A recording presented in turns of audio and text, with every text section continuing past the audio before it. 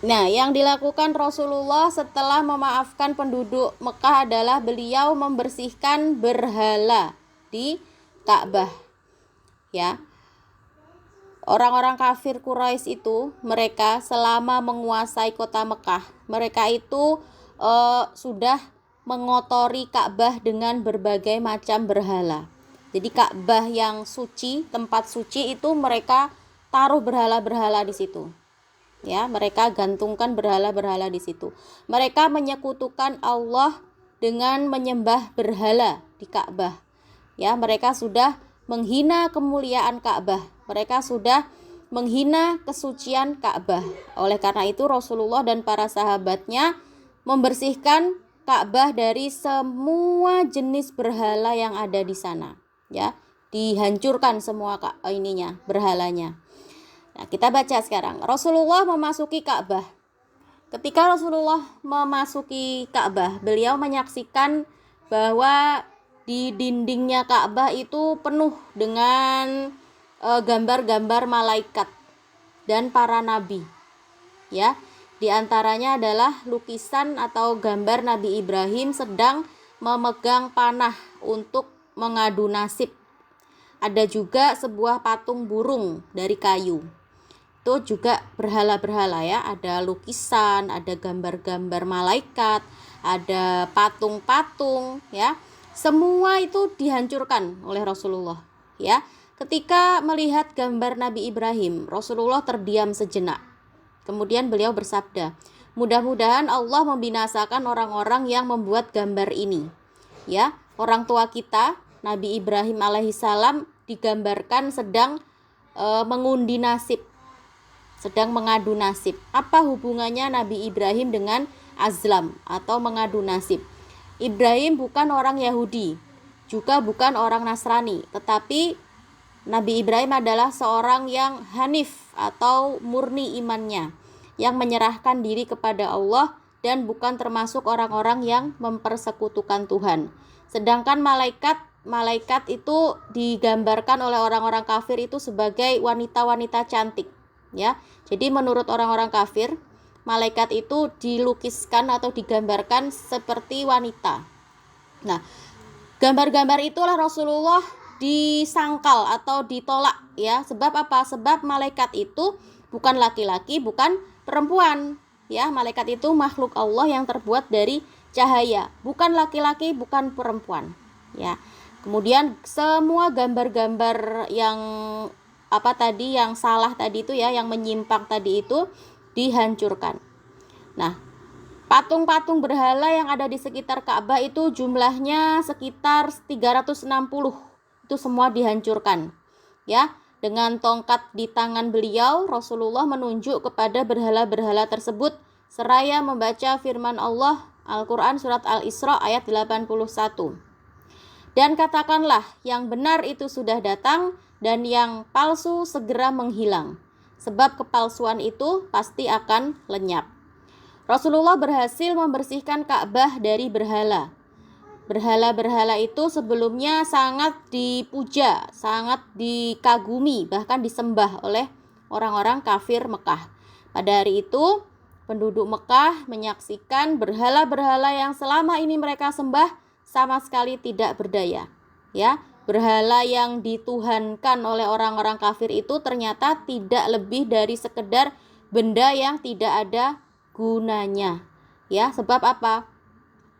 Mereka, berhala-berhala tadi itu tidak bisa menolong dirinya sendiri.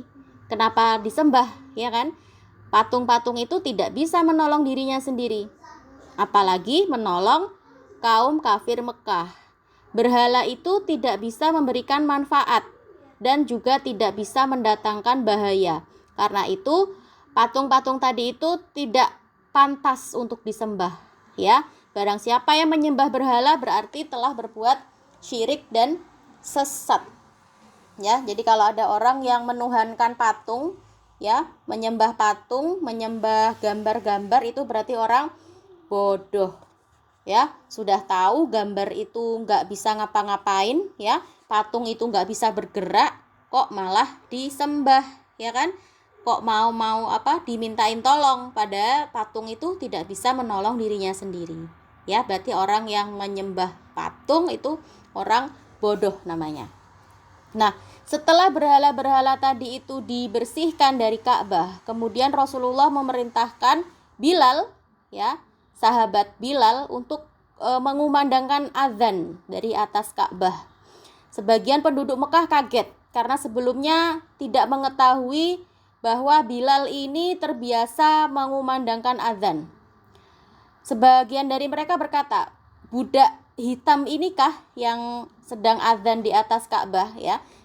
Seperti yang kita tahu ya, Bilal itu adalah dulunya seorang budak berkulit hitam yang disiksa oleh tuannya, ya, disiksa itu ketika awal-awal Islam datang, ya, di Mekah. Bilal ketahuan masuk Islam kemudian disiksa oleh tuannya. Nah, sekarang apa? Bilal menjadi muadzin Rasulullah, orang yang mengumandangkan azan. Dikasih tugas sama Rasulullah untuk mengumandangkan azan. Lalu turun ayat 13 surat Al-Hujurat, yang artinya, wahai manusia, kami menciptakan kamu berbangsa-bangsa dan bersuku-suku supaya kamu saling mengenal. Tetapi orang yang paling mulia di antara kamu dalam pandangan Allah ialah orang yang paling bertakwa.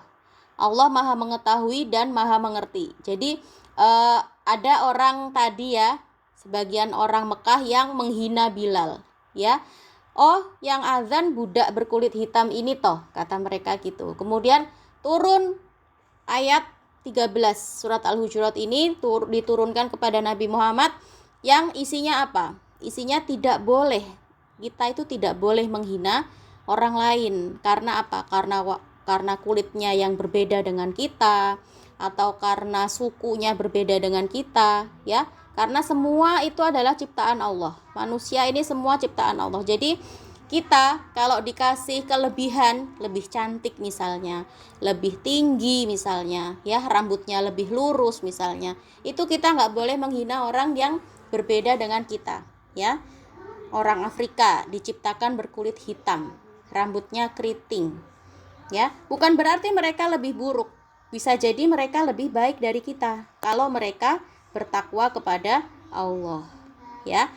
Nah, sahabat Bilal, sahabat Rasulullah, Bilal yang berkulit hitam ini adalah sahabat yang mendapatkan kemuliaan karena ditugasi oleh Rasulullah untuk mengumandangkan azan. Jadi meskipun Bilal ini kulitnya hitam dan dia ini seorang budak, ya, tapi apa? Tapi oleh Rasulullah dia dikasih kemuliaan, ya, dia menjadi muadzin Rasulullah, ya. Nah, selama 2 minggu Rasulullah tinggal di Mekah, beliau berhasil membersihkan Ka'bah dari berhala-berhala.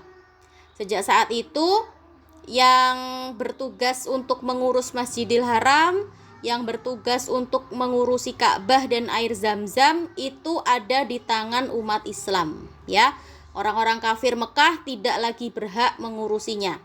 Kota Mekah, khususnya Ka'bah dan Masjidil Haram, benar-benar terbebas dari berhala-berhala milik kaum kafir Mekah. Nah, jadi setelah peristiwa Fathu Mekah ini, Rasulullah membersihkan semua berhala yang ada di Ka'bah, gitu ya. Jadi Ka'bah dan kota Mekah itu sudah dikuasai oleh orang Islam. Nah, sekarang coba kita renungkan. Kebenaran itu pasti akan mengalahkan kejahatan. Nah, dalam membela dan menegakkan kebenaran itu harus dilakukan dengan jalan yang benar. Ya, jadi kita tidak boleh menegakkan kebenaran tapi dilakukan dengan cara yang salah. Ya. Misalnya Rasulullah menghancurkan berhala itu karena pada dasarnya Ka'bah dibangun oleh Nabi Ibrahim sebagai tempat suci yang tidak boleh dikotori oleh berhala. Rasulullah melakukan ini untuk menegakkan kebenaran dengan cara yang benar juga. Bukan berarti Rasulullah boleh melakukan kekerasan, ya. Kalau kita mau menegakkan kebenaran, kita juga harus melakukannya dengan cara yang benar. Contohnya Rasulullah mau menegakkan kebenaran di Mekah. Ya, caranya juga harus dengan benar. Caranya dengan apa? Dengan cara damai. Tidak boleh membunuh. Ya, kalau membunuh berarti itu cara yang salah. Itu ya. Jadi Rasulullah mengajari kita bahwa kalau kita mau menegakkan kebenaran, maka juga harus dilakukan dengan jalan yang benar. Tidak boleh dengan cara yang salah. Gitu ya. Oke, sudah selesai pelajaran kita untuk hari ini. Insya Allah besok kita lanjutkan lagi ya. Masih ada bab selanjutnya.